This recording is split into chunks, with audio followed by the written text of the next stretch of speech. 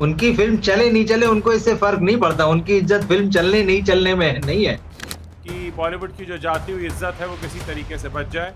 इनको vanity van चाहिए, इनको ट्रेनर चाहिए, मतलब है ना, वो सारा इंतजाम वहां चाहिए, मतलब जहाँ शूटिंग हो रही वहां सेट के ऊपर फिर इनके रिश्तेदार भी आ जाएंगे, दोस्त भी आ जाएंगे, वो सब भी चलता रहता है।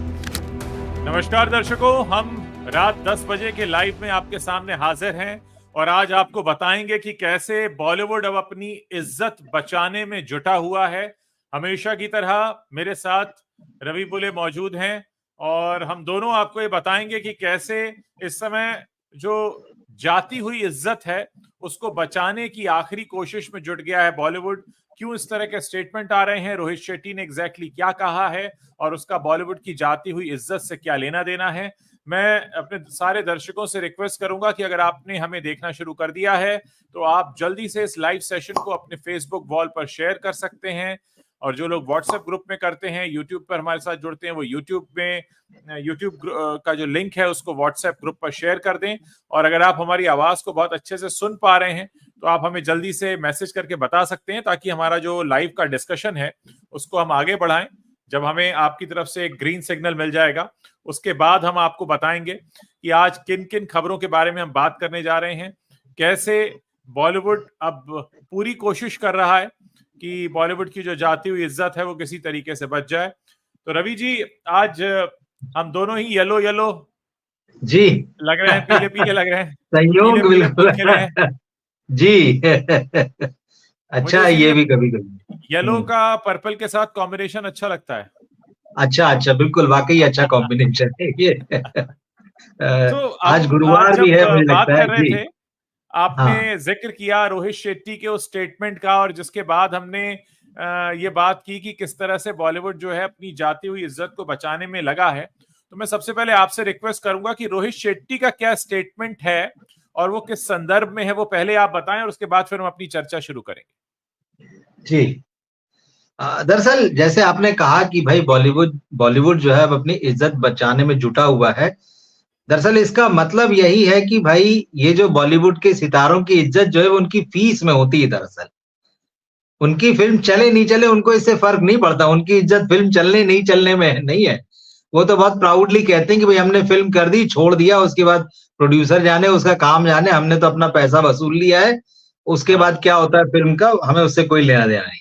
तो उसमें उनकी इज्जत नहीं जाती है और शायद यही हाँ वजह है कि वो एक के बाद दूसरी फिल्म धड़ाधड़ उसी तरह से करते जाते हैं। वो अंदर हाँ झांक के नहीं देखते हैं कि कहाँ गड़बड़ हो रही है, जब तक कि हाँ बहुत भारी फटका न लग जाए। एक दो से तो उनको वैसे ही कोई फर्क नहीं पड़ता है, तो और वो किसी की सुनते भी नहीं। लेकिन इज्जत उनकी तब जाने लगती है जब मार्केट में आवाज उठने लगती है, लोग कहने लगते हैं, प्रोड्यूसर कहने लगते हैं कि भाई फीस कम करो यार, तुम्हारी फिल्म नहीं चल रही है, तुम जितना पैसा ले रहे हो फीस में उतने मतलब उसकी 10% की भी तुम्हारी ओपनिंग नहीं लग रही पिक्चर की। तब हाँ उनको लगता है कि इज्जत पे खतरा आ गया है। तो ये दरअसल ये खतरा जो है पिछले 2-4 महीने से नहीं बल्कि 3-4 साल से मंडरा रहा है अब इनके ऊपर कायदे से देखें तो। क्योंकि एक दो मतलब छोड़ दीजिए किसी को भी, मतलब मौके मौके की बात है कि किसी की फिल्म को ओपनिंग लग गई किसी स्टार की तो बात अलग है। शाहरुख का नाम हटा दीजिए चलिए बीच में से, तो बाकी तो सबका मामला यही है कि जितनी फीस ले रहे हैं उसका निकलना मुश्किल हो रहा है आज की डेट में तो। और 90% से ज्यादा केसेस में यही हाल हो रहा है कि जो हाँ स्टार्स फीस ले रहे हैं बॉलीवुड फिल्मों में अपनी, वो भी प्रोड्यूसर जो है वो बॉक्स ऑफिस से रिकवर नहीं कर पा रहे हैं। तो ऐसे में पिछले कुछ समय में लगातार ये मांग उठी है कि भाई इन सितारों को जो है अपनी फीस कम करना चाहिए, घटाना हाँ चाहिए, और न केवल फीस कम करना चाहिए, बहुत सारी चीजें ये जो अपने साथ पूरा तामझाम लेके चलते हैं ना, 8-10 लोगों की टीम लेके चलते हैं, इनका मैनेजर होता है, इनका शेफ होता है, इनकी सिक्योरिटी हाँ होती है, इनको हाँ वैनिटी वैन चाहिए, इनको ट्रेनर चाहिए, मतलब है ना वो सारा इंतजाम वहां चाहिए, मतलब जहाँ शूटिंग हो रही वहां सेट के ऊपर फिर इनके रिश्तेदार भी आ जाएंगे, दोस्त भी आ जाएंगे, वो सब भी चलता रहता है। हाँ प्रोड्यूसर को हाँ इन सब का खर्चा उठाना है। लेकिन जिस तरह से फटके पड़े हैं पोस्ट कोरोना पीरियड में, अब हम्म प्रोड्यूसर भी जो है ना बाप बाप करने लगे कि भैया यार अब क्या करें, मतलब तो वो कह रहे हैं कि भैया तुम कम करो।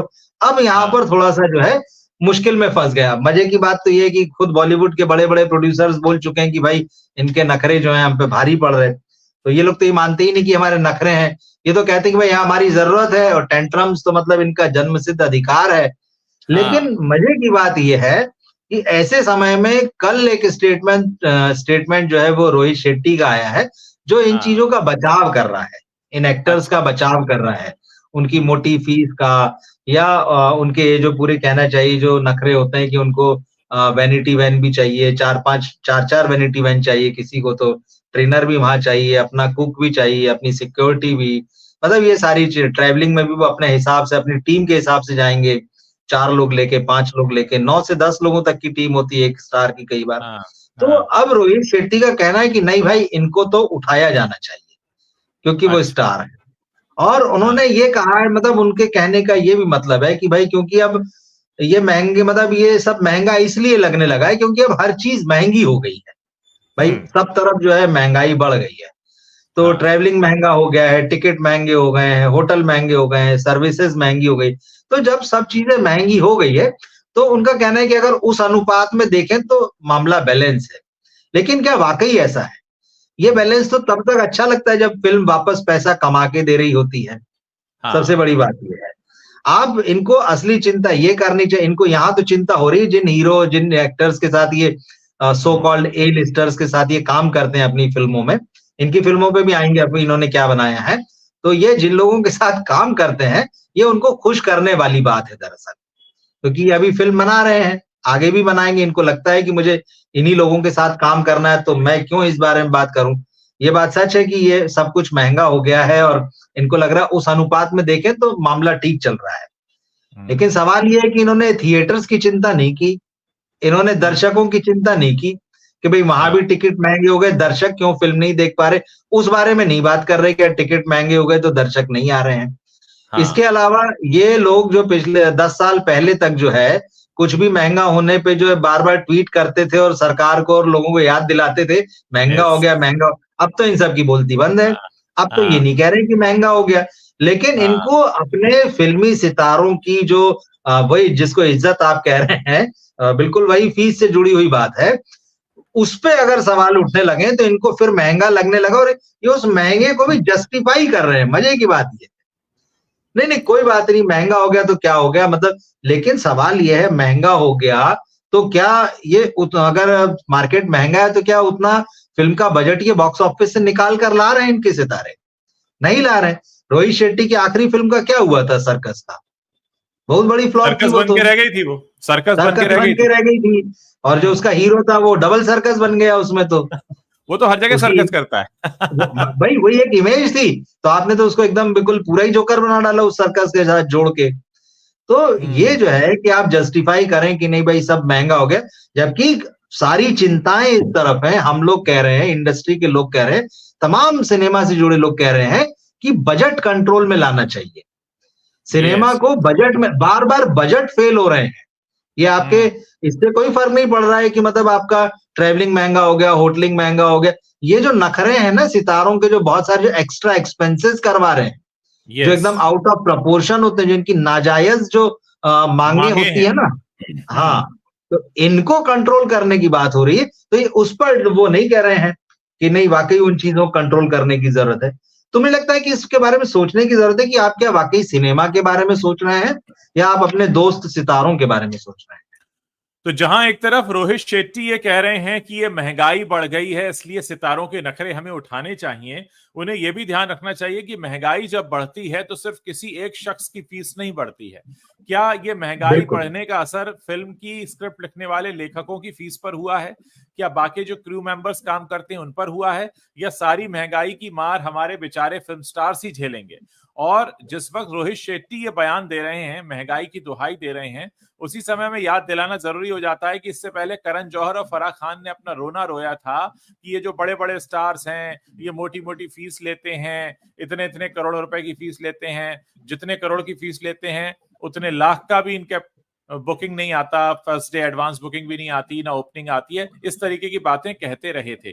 तो कुल मिलाकर या तो रोहित शेट्टी ने स्टेटमेंट किसी दबाव में दिया है या फिर उनसे ये बात किसी ने कहलवाई है कि भाई माहौल बहुत खराब हो रहा है, किसी तरह अपनी इज्जत जाकर बचाओ, क्योंकि करण जौहर जब ये कह दें, जब फराह खान ये कह दें कि हम जो जिनके ऊपर ये इल्जाम लगता रहा है वो करण जौहर की वो स्टार किड्स को ही लॉन्च करते हैं, बड़े स्टार्स के साथ ही काम करते हैं, ऐसे करण जौहर अगर मीडिया के सामने आकर ये कहने लगे कि फिल्मों का बिजनेस खराब हो रहा है क्योंकि ये बड़े बड़े स्टार्स बहुत सारी पैसा लेते हैं, बहुत सारी फीस लेते हैं, उस सब के बीच में अगर रोहित शेट्टी अगर आते हैं, महंगाई का रोना रोते हैं और ये कहते हैं कि महंगाई हो गई है, तो ये सारी महंगाई पहली बात तो ये कि क्या बड़े फिल्म स्टार्स के लिए है, और दूसरा क्या करण जौहर और फराह खान दूसरी इंडस्ट्री से आते हैं जहां रोहित शेट्टी काम नहीं करते? क्योंकि अगर रोहित शेट्टी को महंगाई लग रही है तो फिर करण जौहर और फराह खान को महंगाई क्यों नहीं लग रही है? और ये महंगाई फिर कब से शुरू हुई है? एक और बात जो रवि जी आपने कही कि पहले एक वक्त था जब महंगाई बढ़ती थी तो आम आदमी के सपोर्ट में बहुत सारे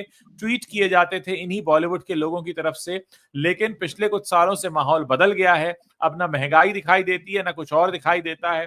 तो कुल मिलाकर मामला यह है कि जब आप अच्छा कंटेंट ना बना पाओ, जब आप सर्कस जैसा सर्कस बनाओ, जब आप गोलमाल को बार बार रिपीट करो, जब आप हर फिल्म में सिंघम बनाओ, तो फिर यही होता है कि आपके पास आइडियाज नहीं है, आप भी एक ही चीज रिपीट करते हैं और आप कुछ लोगों को सहलाने के लिए ये जाकर स्टेटमेंट दे देते हैं कि रोहित शेट्टी कहते हैं कि साहब महंगाई की मार है।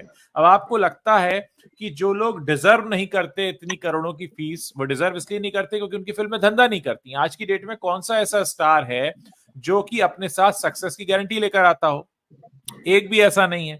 अमिताभ बच्चन से लेकर आमिर खान तक, अक्षय कुमार से लेकर अजय देवगन तक, संजय दत्त, कोई नाम आप ले लीजिए, ये सब के सब फ्लॉप फिल्में देते रहे। सो कॉल्ड सलमान खान जिनका बहुत बड़ा स्टारडम कहा जाता है, वो भी जीरो हैं।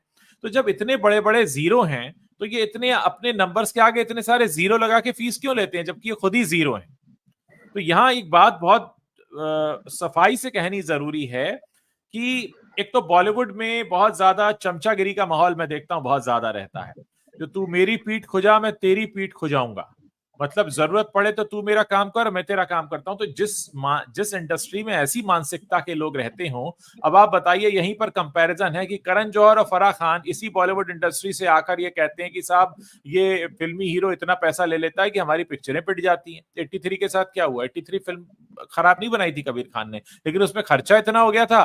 खर्चा किसमें हो गया था कि उठा उठाकर फीस आपने दे दी थी इतनी ज्यादा, फिल्म का बजट गड़बड़ा गया। हर फिल्म के चलने की एक लिमिट होती है, कितने के टिकट बिकेंगे। हिंदुस्तान की जितनी आबादी है, जितने भारतीय बाहर रहते हैं, उसका एक अनुपात है, लेकिन आप उस अनुपात से जब बाहर निकल जाते हैं तो फिल्में पिट जाती हैं।